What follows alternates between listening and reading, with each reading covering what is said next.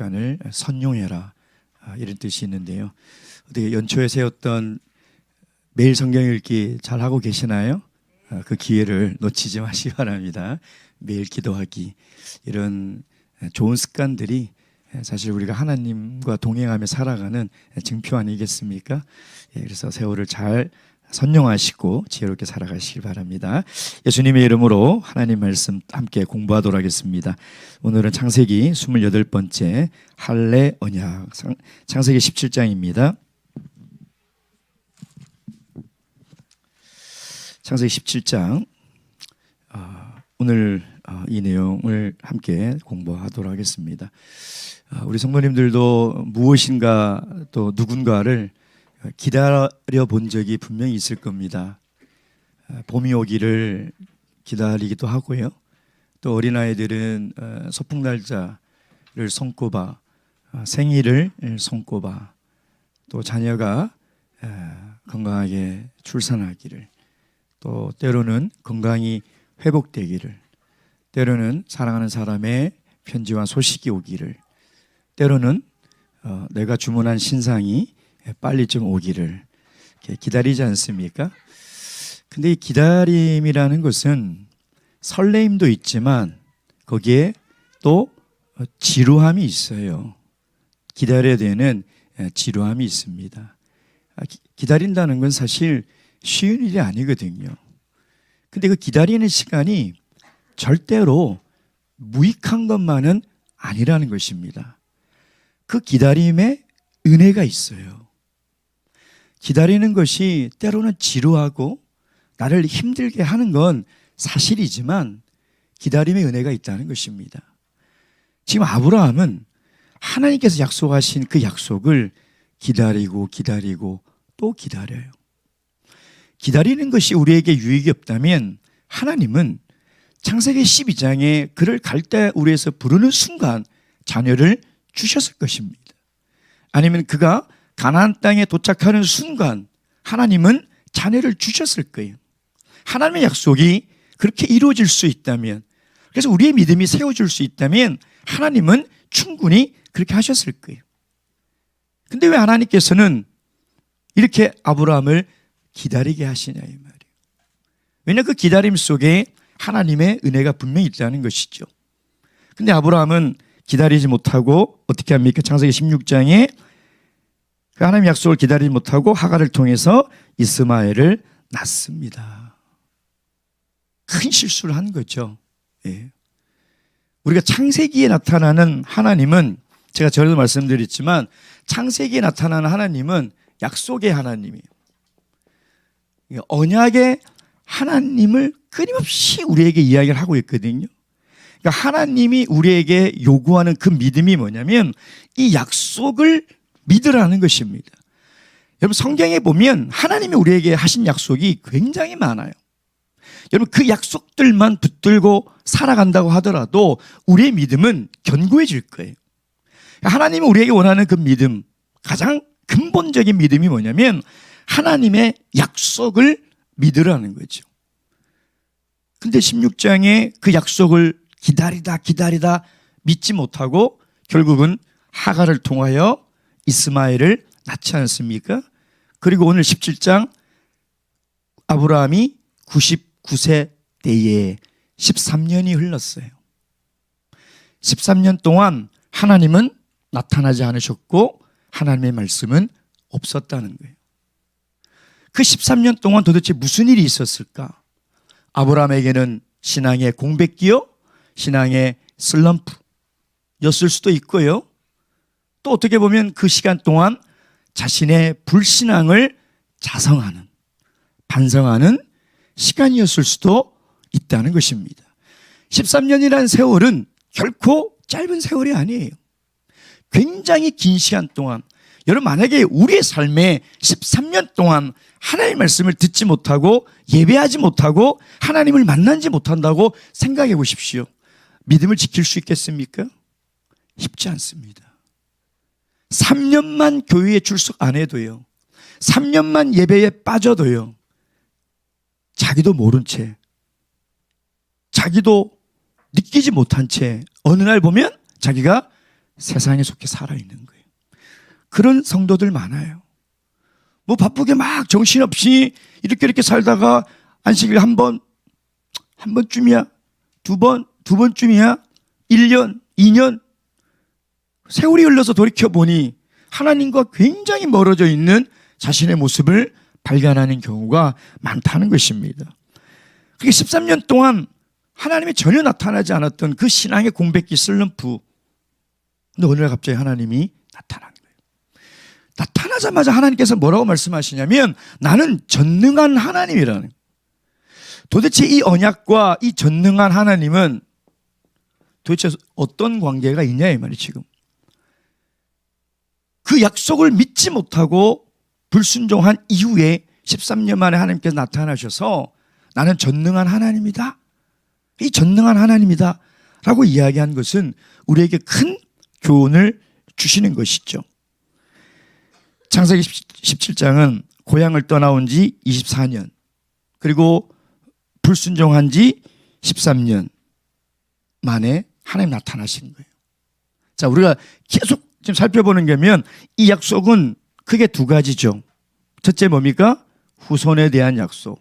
그 다음에 뭐예요? 땅에 대한 약속. 하나님의 약속의 핵심은 이 두 가지예요. 후손 그리고 땅. 이건 오늘날 우리에게 하신 약속과 동일해요. 이 약속이 아브라함에게만 하신 약속이 아니라 나에게도 하신 약속이라는 거예요. 그걸 우리에게 지금 보여주고 있는 것이거든요. 그러니까 이 창세기 12장부터 13, 14, 15, 16 계속 이끌어오면서 하나님은 이 후손과 땅에 대한 그 약속을 아브라함이 믿느냐 믿지 않느냐 그걸 지금 계속 지켜보고 있는 것이거든요.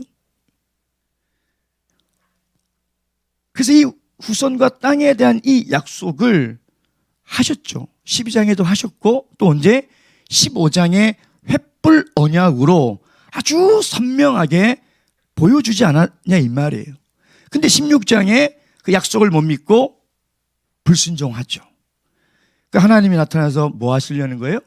그 약속을 다시 약속이 깨졌잖아요. 하갈을 통해서 이스마엘을 낳는 순간 약속이 깨져버린 거예요. 그 갈라진 짐승 사이로 지나가는 것이 뭐라고 그랬습니까?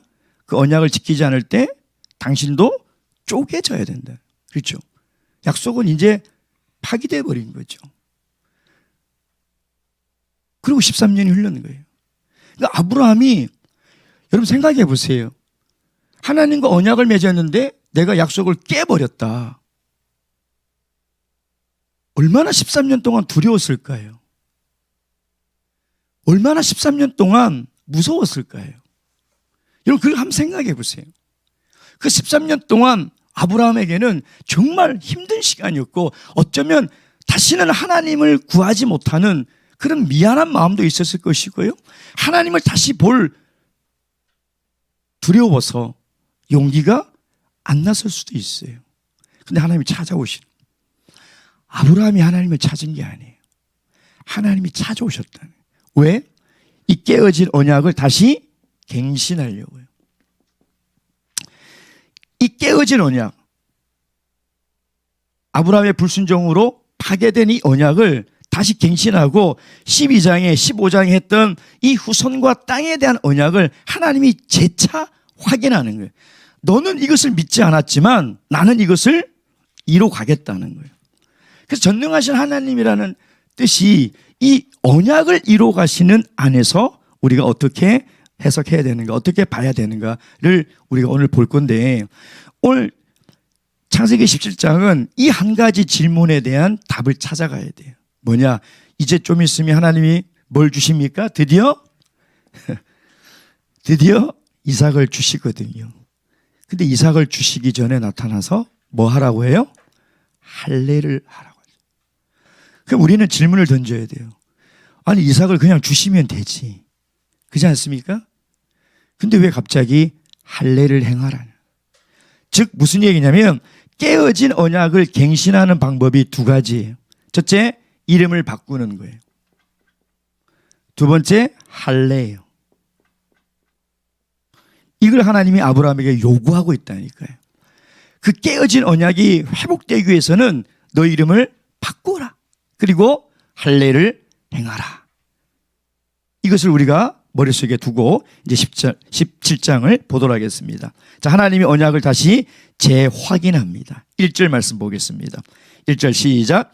아브라함의 99세 때에 여호와께서 아브라함에게 나타나서 그에게 이르시되 나는 전능한 하나님이라 너는 내 앞에서 행하여 완전하라. 99세라는 말은 뭐냐면 인간의 숫자예요. 9. 뭔가 대단한 걸 할 것 같은데 완전수인 10을 채우지 못하는 불완전한. 그러니까 99세라는 건 뭐냐면 인간의 한계를 다 온 거예요. 그러니까 인간이 얼마나 연약하고 불안한 존재인지를 깨닫는 그 숫자. 그때 누가 나타난다고요? 하나님이 나타나는. 여러분, 그래서 인간의 불가능한 때에 하나님은 역사하시는 거예요. 여러분, 우리가 물에 빠져서 살려고 막 발버둥 치면 어떻게 돼요? 예? 죽어요. 죽는다니까요. 내가 살아보겠다고 세상에서 내 힘으로 아동바동 치면 그럼 반드시 죽어요. 그냥 힘을 빼고 있어야 돼요. 하나님께서 잡아주시고 하나님께서 건져주지 않으면 나는 살 수 없다라고 생각해서, 그러니까 하나님 앞에서 나는 죽은 자가 돼야 돼요. 그러면 살아요. 그게 기독교의 핵심이에요. 하나님 앞에서 살고자 하면 죽는다니까요. 철저하게 하나님에 대해서는 내가 죽어야 돼요. 그러면 살아요. 99세는 뭐냐면 아브라함이 철저하게 하나님 앞에서 죽을 수밖에 없는, 아무 희망도 없는 때에 하나님이 나타나신 것이죠. 그렇죠? 그리고 저는 이 1절을 읽을 때 너무나 하나님의 사랑이 오늘 우리 찬양을 불렀던 것처럼 막 바다 물결처럼 제 마음 안으로 그냥 확 밀려 들어오죠. 그 뭐냐면 하나님은 우리 인간이요, 이 하나님의 약속에 대해서 늘 흔들거리며 살아가는 사람이라는 걸 알까요, 모를까요? 안다니까요. 여러분, 우리에 대해서 너무 크게 기대하지 마세요. 우리가 무슨 믿음이 있겠습니까? 우리가 무슨 믿음이 있어서 하나님을 붙들고 살아갈 수 있냐 이 말이에요. 우리 스스로에 대해서 기대하지 마세요. 하나님 아세요.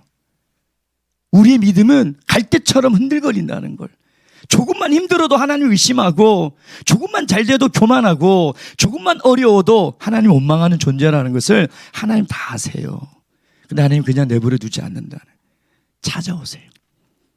우리가 믿음이 연약할 때마다 찾아오셔서 어떻게 다시 확인시켜줘요. 그러니까 우리가 예배 때마다 하나님이 하시는 그 말씀이 뭐냐면 흔들리는 내 믿음을 잡아주시는 거예요.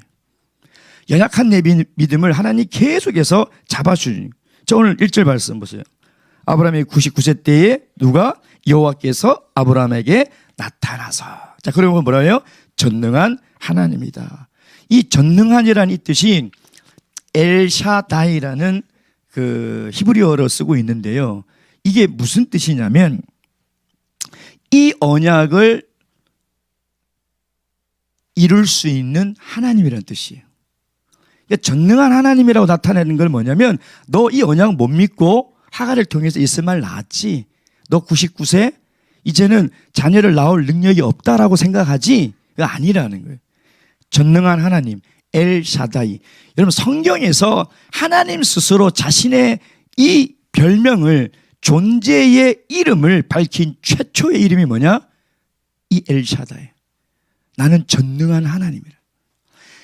하나님은 약속을 이루어 가신다. 여러분, 우리가 17장을 자세히 보면요, 가장 많이 나오는 단어가 뭐냐면 내 언약. 이게 한 9번 정도 나와요. 계속 내 언약, 내 언약. 오늘 집에 가서 한번 찾아보세요. 내 언약, 내 언약, 내 언약. 내가. 이 말은 뭐냐면 이 언약은 내가 이루어가겠다. 이 언약은 내가 반드시 이루어가겠다는 하나님의 의지가 담긴 거예요. 자, 근데 이 전능한 하나님이라는 이 단어가 언제 쓰이냐면 창세기에 이 엘샤다이라는 이 단어가 쓰인 곳을 쭉 찾아보면 전부 다 후손에 대한 약속을 이야기할 때 이 전능한 하나님 엘샤다이를 사용하고 있다는 거예요. 오늘 창세기 17장 1절을 했죠. 창세기 28장 3절. 창세기 28장 3절 제가 읽겠습니다. 전능하신 하나님이 내게 복을 주어 너로 생육하고 번성하사 너로 여러 족속을 이루게 하시고, 여기 전능하신 하나님 엘샤다이. 창세기 35장 11절, 이게 아마 야곱에게 한 말일 겁니다.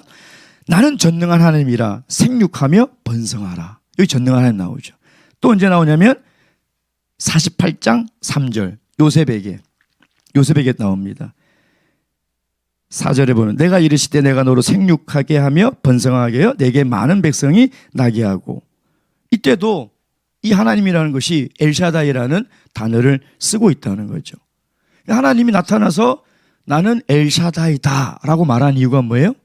후손을 반드시 주겠다는, 그 후손을 통해서 번성하게 하겠다는 거죠. 자, 그러면서 하나님이 두 가지 명령을 합니다. 뭡니까? 첫째, 너는 내 앞에서 행하라. 둘째, 완전하라. 이게 그대로 직역을 하면 너는 내 얼굴 앞에서 온전히 걸어가라, 이런 뜻이에요. 그러니까 내 면전에서 네가 온전히 걸어가라, 그렇게 얘기하고 있거든요. 여러분, 두 번째부터 살펴보도록 하겠습니다. 완전하라. 여기 완전하라. 이 완전하라는 말이 성경에 굉장히 많이 나옵니다. 신약 성경에도 굉장히 많이 나와요.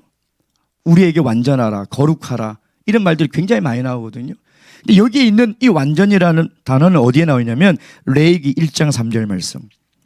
레위기 1장 3절 말씀 보겠습니다. 레위기 1장 3절.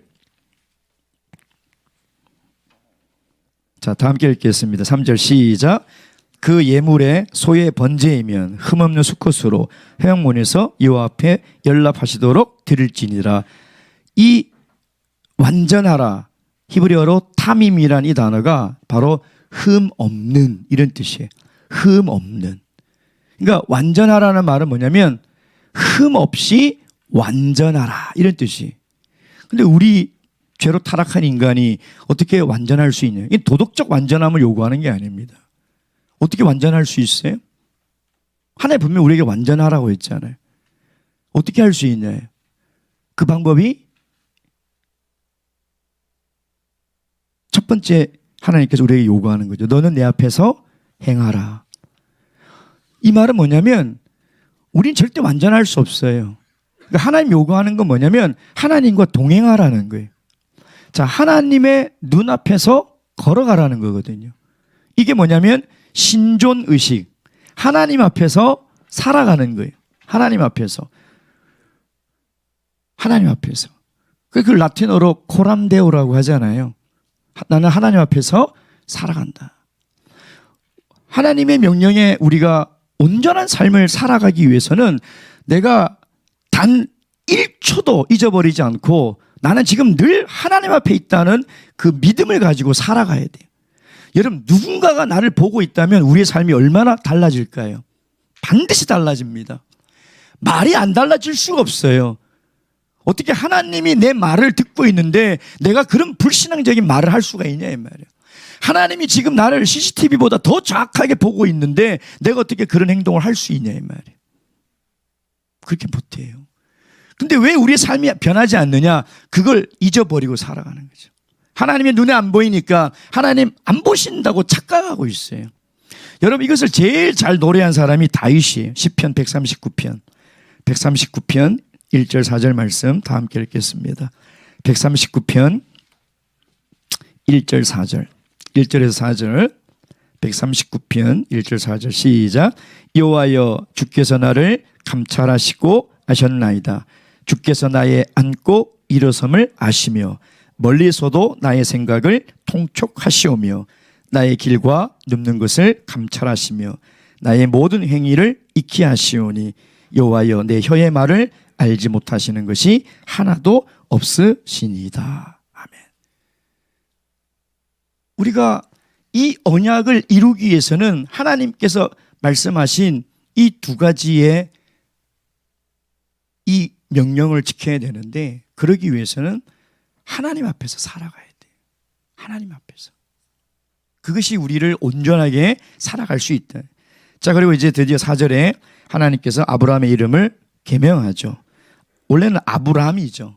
그래서 아브람, 존귀한 아버지라는 뜻인데 그것을 아브라함, 열국의 아버지로 바꾸는 것입니다. 히브리인들에게 이름은 자신의 정체성을 얘기하는 거거든요. 그러니까 이름을 바꾼다는 것은 정체성을 바꿔버리는 거죠. 우리가 죄인에서 의인이 되고 마귀의 자녀에서 하나님의 자녀가 되고 우리가 성도가 되고 거룩한 백성이 됐다는 건 뭐냐면 우리의 정체성과 우리의 미래의 삶이 이제 바뀌었다는 거거든요. 그렇게 바꿔주신 거죠. 그렇죠? 자, 그래서 드디어 이제 할례의 언약이 9절부터 14절까지 이제 쭉 나오는데요. 자, 우리가 하나님과의 그 언약을 제가 출애굽할 때도 잠시 말씀을 드렸지만 이 언약이 쌍무 언약, 갑과 을이 해야 될 언약처럼 그 형식은 그렇게 보이지만 실제는 무슨 언약이랬습니까? 편무 언약. 일방적으로 하나님이 이 지켜나가시잖아요. 그래서 이 3절부터 8절까지 내가 이게 7번 나옵니다. 이게 뭐냐면 하나님이 그만큼 이 언약은 내가 이뤄가겠다라고 강조하고 있는 거죠. 예. 언약이라는 말이 굉장히 많이 나오는데 자, 9절 하나님이 또 아브라함에게 이르시되 그런즉 너는 내 언약을 지키고 내 후손도 대대로 지키라. 너희 중 남자는 다 할례를 받으라. 자, 이 언약을 갱신하면서 이름을 바꿔주시고 나서 이제는 할례를 받으라. 그렇게 얘기하고 있죠. 그럼 도대체 할례와 언약 사이에 어떤 관계가 있느냐. 이걸 우리가 알아야 되겠죠. 예. 이 할례라는 원래 이 단어는 그 브리트 밀라, 그러니까 히브리어로 브리트 밀라라고 하는데 브리트가 뭐냐면 계약이란 뜻이에요. 밀라가 할례란 뜻이 할례.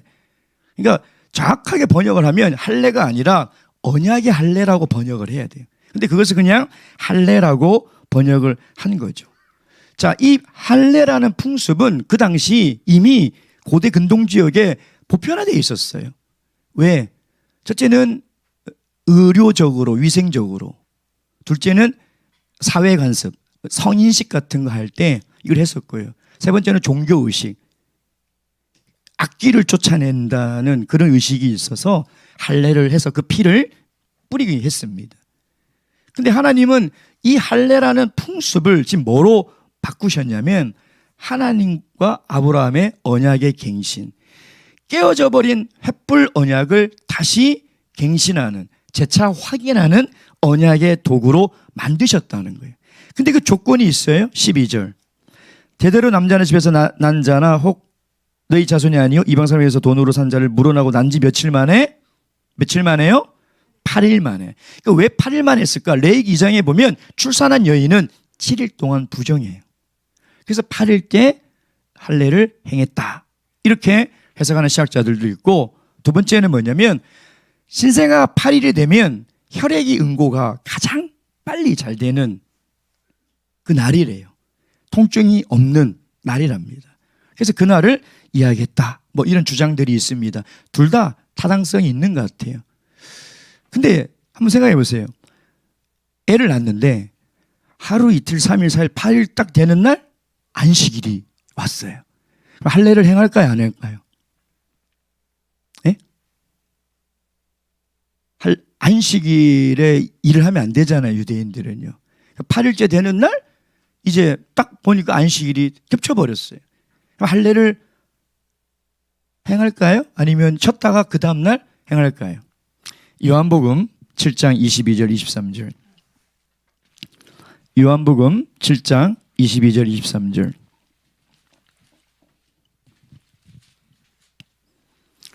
자, 22절 23절 보면 예수님께서 바리새인과 서기관들에게 이 안식일에 대해서 얘기하죠. 너희가 안식일에도 모세의 율법에 따라 할례를 행하거든. 그렇게 나와 있죠. 그렇죠? 할례를 행하여요. 지금도 유대인들은 욤키프, 그러니까 1년 중에 제일 중요한 절기가 욤키프거든요. 대속죄일이거든요. 그날도 해요. 무슨 얘기냐? 이스라엘 백성에게서 이 할례 언약은 굉장히 중요한 언약이라는 거예요. 이 의식이요 굉장히 복잡하고 지금도 그렇게 하거든요. 유대인들은요. 이게 뭐냐면 그들의 정체성이기 때문에 내가 하나님의 선민이라는 가장 중요한 정체성이기 때문에 이 할례를 대속죄일에도 행한다는 거예요. 그러니까 무슨 얘기냐면 할례는 내가 이제 하나님의 백성이 되었다는 거예요. 하나님이 나의 하나님이 되었다는 증표예요. 증표. 도장과도 같은 거죠. 굉장히 중요해요. 자, 그래서 11절에 하나님께서 뭐라고 말씀하십니까? 11절에 너희는 양피를 베어라. 이것이 나와 너희 사이에 뭐가 된다고요? 언약의 뭐요? 표징. 할례가 이 언약의 하나님의 약속의 표징이 된다. 표징. 표징이 뭘까요? 표징. 결혼하면 뭘 끼죠? 반지를 끼죠. 그러니까 그 반지를 보고 뭐예요? 아, 나 결혼했구나. 기억하라는 거예요. 너 유부남이야? 유부녀야? 기억하라는 거예요. 근데 바람 피는 사람들 어떻게 반지 쓱 빼죠? 그렇잖아요. 표징은 뭐냐면 그 언약을 기억하라는 거예요. 왜 유대인들이 누룩 없는 빵을 먹어야 될까요? 그게 무슨 표징이에요? 출애굽의 표징이에요. 안식일을 하나님께서 우리와 너희 사이에 나와 너희 사이에 뭐라고 그랬습니까? 표징이라고 그랬죠. 표징이 뭐예요? 아, 내가 하나님의 거룩한 백성이 되었구나라는 것을 기억하라는 거예요. 그러니까 안식일을 잊어버리고 세상에 있는 사람은 뭐냐면 내가 선민이라는 사실을 기억을 못하고 살아가고 있다는 거예요. 안식일은 그런 표징으로 주신 거예요. 무지개는 무슨 표징으로 주셨죠? 이제 물로 하나님 심판하지 않겠다라고 주신 표징이죠. 그럼 할례는 무슨 표징입니까? 아, 내가 하나님의 언약의 백성이 되었다. 그러니 어떻게 살아가야 돼요? 하나님 앞에서, 하나님의 얼굴 앞에서 온전히 길을 걸어가야 된다는 거예요.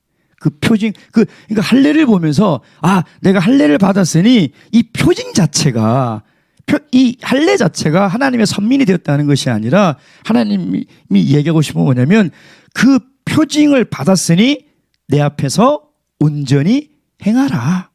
그 할례를 보고 그렇게 하나님 앞에 온전한 삶을 살아가라.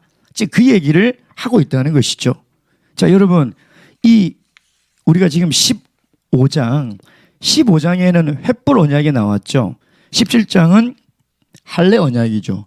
두 언약의 가장 큰 차이점은 뭐냐면 횃불 언약은 12장의 그 언약도 마찬가지인데 그냥 아브라함이 믿음으로 믿었어요. 아브라함이 한 게 없잖아요. 그러잖아요. 17장은 아브라함이 뭘 해야 돼요? 할례를 행해야 돼요. 할례를. 그러니까 15장까지 언약은 그냥 무조건적으로 하나님의 은혜에 대해서 믿음으로 화답했다면 이제 17장 할례 언약은 순종해야 돼요. 행동을 해야 돼요. 여러분 99세 때 할례를 받는다? 이거 엄청난 큰 고통입니다. 성년에 대해서 할례를 받는다는 것은 이게 굉장히 그 당시 무슨 지금처럼 메스가 있어가지고 날카롭게 하겠습니까?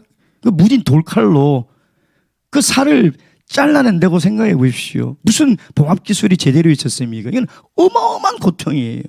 근데 그것을 순종한다는 것은 굉장히 힘든 일인데 하나님이 요구하시는 게 뭐냐면 다시 이 언약을 갱신할 때 그거를 해라는 거죠.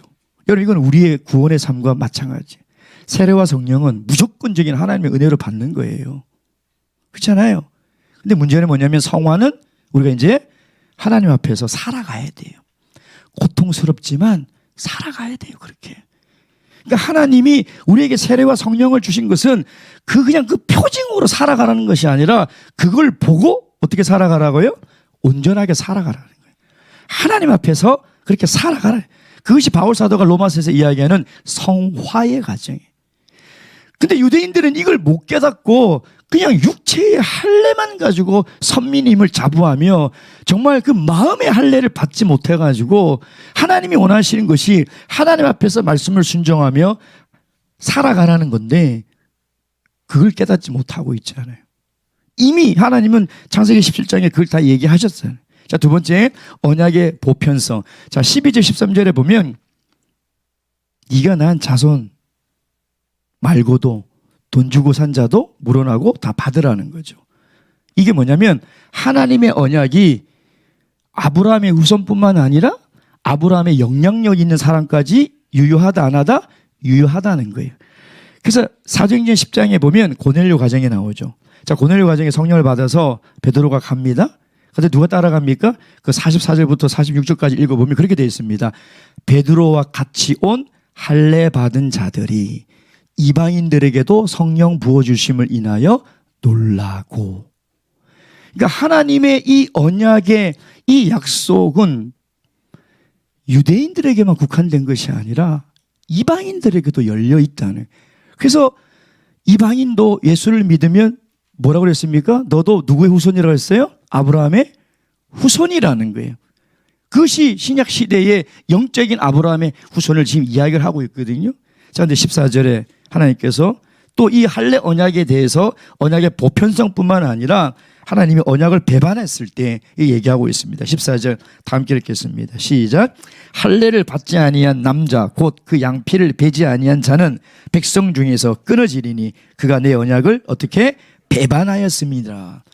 배반이라는 단어를 쓰죠. 내 언약을 지키지 않았다라고 쓰지 않고 배반. 이 원래 이 단어는 뭐냐면 파괴하다는 뜻이에요. 깨어버리다는 뜻이에요. 즉 하나님이 주신 이 할례 언약을 순종하지 않으면 그 자는 어떤 자라고요? 하나님의 언약을 파괴하는 자란. 그럼 그 사람 어떻게 됐습니까? 백성에서 끊쳐지리라. 이거는 그 공동체 안에 들어오지 못한다는, 하나님의 백성이 될 수 없다는 거예요. 자, 이 할례 언약의 명령을 받고 아브라함이 어떻게 합니까? 15절. 이제 할례를 순종하는데 15절에 하나님이 누구의 이름도 바꿉니까? 사라. 원래 사례, 이게 뭐 사실 해석이 그 이름에 대한 해석은 굉장히 많은데요. 보편적으로 사례는 뭐 나의 공주, 뭐 나의 여왕 이런 뜻이에요. 근데 사라는 열국의 어머니, 왕후 뭐 이런 뜻이거든요. 그러니까 아브라함의 이름도 굉장히 확장되고 사라의 이름도 굉장히 확장된 이름으로 바꿔주시는 거예요. 그래서 사라, 너도 이름 바꿔라. 네가 열국의 어미가 되겠다. 너희 후손을 통하여 후손이 번성하게 되겠다라고 말씀을 하세요. 그 얘기를 듣고 아브라함이 어떻게 합니까? 17절. 다 함께 읽겠습니다. 시작. 아브라함이 엎드려 웃으며 심중에 이르되 100세 된 사람이 어찌 자식을 낳을까? 사라는 90세니 어찌 생산하리요? 하고 아브라함이 웃었어요. 왜 웃었을까요? 왜 웃었을까요? 왜 웃었을까요? 이 단어가 그 자하크라는 단어인데 이 단어가 해석하기가 굉장히 어려운 단어예요. 그래서 신학자들도 제가 뭐 한 몇십 권의 이제 주석서를 쭉 다 이렇게 영어 주석서도 다 봤는데 거의 반반이더라고요. 첫째는 이 웃음은 불신앙적인 태도의 웃음이다. 근데 또 다르게 또 해석하는 사람들이 있어요. 이건 하나님이 자녀를 준다니까 너무 기뻐가지고 너무 기뻐서 웃은 웃음이다. 이렇게 해석하는 사람도 있어요. 예. 왜냐하면 이 차크란 단어가 두 가지 의미가 다 있어요. 이 두 가지 의미. 그러니까 좋아서 웃는 웃음도 있고요. 또 그냥 비웃다 이런 뜻에도 이 단어가 쓰이다 보니까 도대체 이거 어떻게 해석해야 되나 하고 이제 어려운 거죠. 근데 저는 개인적으로 저는 불순종에 믿지 못해서 웃은 웃음이 아닐까 이런 생각을 해봅니다. 개인적으로는. 어쨌든 이게 웃게 되죠. 그리고 하나님이 20절에 보면 이스마엘을 축복합니다. 그리고 축복하는데 육적인 복이에요. 생육이 중다하고 번성하고 12방백이 뭐 그에게 나겠다. 영적인 축복은 없죠. 21절이 중요해요. 21절 다 함께 읽겠습니다. 시작. 내 언약은 내가 명년 이 기한에 사라가 내게 낳을 이삭과 세우리라. 그러니까 이스마엘에게는 육적인 복은 다 주지만 뭐가 없다고요? 약속이 없어요. 그러니까 여러분 우리가 뭐 예를 들면 일반 교회가 막 대형화되고 뭐 사람이 많고 막 그러잖아요. 근데 약속이 없다니까요. 그러니까 그렇게 부흥하고 사람이 많아지는 것이 중요한 게 아니라 정말 하나님의 언약이 있느냐, 우리가 하나님의 언약의 백성이 되느냐가 중요해요. 그러니까 이스마엘에게는 없어요. 이스마엘 통해서는 후손도 많아지고 12방백이라는 뭐냐면 그 권세 있는 자가 나오는 거라는 거거든요. 세상에 유력자가 많아질 거라는 거거든요. 그러니까 그런 복을 주시지만 영적인 복은 주시지 않는다. 자, 이제 드디어 할례를 행합니다. 23절부터 27절까지 아브라함이 이스마엘이 13세고 99세 때 그 집안에 있는 하나님의 명령대로 돈으로 산 자들도 다 이렇게 행하는 거예요. 그래서 17장은 이 할례, 이 언약은 우리가 15장의 아브라함의 질문이 뭐였어요? 내 상속자가 엘리에셀 아닙니까? 이게 질문이었죠. 근데 하나님이 15장에 뭐라고 그래요? 아니다. 내 몸에서 날 자가 내 후손이다. 이렇게 얘기했잖아요. 그러니까 16장 가니까 누가 또 의문을 품어요? 사라가. 그러면은 아브라함의 몸에서 난다면 하갈을 통해서 난 이스마엘도 후손인가? 이 질문이거든요. 그 질문이에요. 왜냐면 아브라함을 통해서 났잖아요, 이스마엘은. 그잖아요. 그러니까 17장은 뭐냐면 이 두 가지 질문에 대한 하나님의 대답이에요. 아니라는 거예요. 하나님의 대답은 뭐예요? 아브라함과 사라를 통해서 난 이삭만이 내 언약을 이룰 거라는 거예요. 이 두 가지의 질문에 대한 대답을 17장에 하나님께서 하고 있는 거죠. 자, 제가 서론할 때 이 말씀 드렸죠. 이 약속은 오늘 우리에게도 동일하다고요. 후손은 뭘 얘기하냐면 씨를 얘기해요. 씨. 이 씨가 누구예요? 예수 그리스도예요. 땅은 오늘 제가 그 설명 안 했는데 여기 보면 네가 우거할 이 땅이 영원한 기업이 될 거라고 약속해요. 6절인가 7절에. 우거라는 말은 뭐냐면 네가 지금 잠시 있는 그 땅을 얘기하는 거거든요. 이 땅이, 이 기업이 나중에 뭐가 돼요? 하나님의 나라가 되는 거예요. 하나님 나라. 그래서 예수님께서 이 땅에 오셔서 우리에게 하신 그 약속이 뭡니까? 예수 그리스도를 통해서 하나님의 나라의 백성이 되는 거예요. 그 약속. 아브라함에게 한 그 구약의 그 약속이 오늘 우리에게도 동일하게 하신 약속이고 동일하게 적용되는 약속이라는 것입니다. 자, 그럼 제가 그 처음에 서론에 그런 얘기 들었죠. 왜 이삭을 주기 전에 하나님께서 계명을 하고 할례를 하라고 했을까? 이 질문에 대한 대답을 17장을 통해서 반드시 찾아야 되거든요. 왜 그랬을까요? 예? 왜 그랬을까요? 할례를 통해서 그 흔적을 보고 어떻게 살아가라고요? 하나님 앞에 완전하게 살아가라는 거예요. 그러니까 세례만 받았다고 그 세례 받은 그 표징만 믿고 살지 말고 성령 받았다고 성령 받은 그 증표만 보고 살지 말고 그것이 중요한 건 사실이지만 그보다 더 중요한 게 뭐냐면 어떻게 살아가라는 거예요. 하나님 앞에 온전하게 살아가는, 하나님 말씀에 순종하며 온전하게 살아가라는 거죠. 그래서 이 할례를 바울 사도는 그 갈라디아에서 뭐라고 얘기하고 있습니까? 이게 그리스도의 할례, 세례라고 얘기하고 있거든요. 이게 신약에 가면 세례가 됩니다. 그리고 신약에 가면 이 구약에 하나님 맺은 이 언약이 무슨 언약이 됩니까? 성찬을 통해서 새 언약이 되는 거예요. 새 언약. 그러니까 성찬을 하는 이유가 뭐예요? 하나님의 사랑의 표징인 십자가를 기억하라는 거거든요. 주의 죽으심을 기억하라는 거거든요. 그러니까 우리가 성찬을 한 번만 하지 않고 계속 자주 하는 이유가 뭐냐면 우리가 믿음이 흔들리고 내가 정말 구원을 받을까? 정말 예수 그리스도를 통해서 내가 천국에 갈까? 라고 믿음이 흔들릴 때 그 성찬을 통해서 뭘 기억하라는 거예요? 그의 피 흘리신 죽으심을 기억하라. 그 새 언약을 이루기 위해서 우리를 구원하기 위해서 죽으신 그 언약을 기억하라는 거예요. 그러니까 그걸 기억해서 어떻게 살아가라고요? 예?